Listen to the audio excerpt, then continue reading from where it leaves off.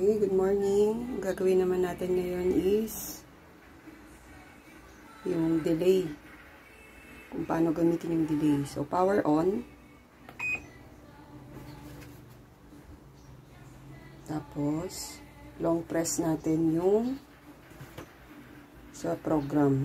Long press. Ito yung delay. Hanggang lumabas yung time. Yan. So, yan. Pag 2 hours yan. After 2 hours, tsaka siya maglalaba.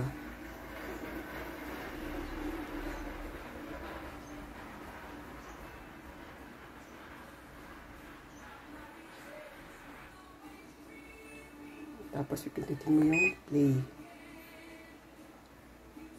Pindutin mo yan. So, yan.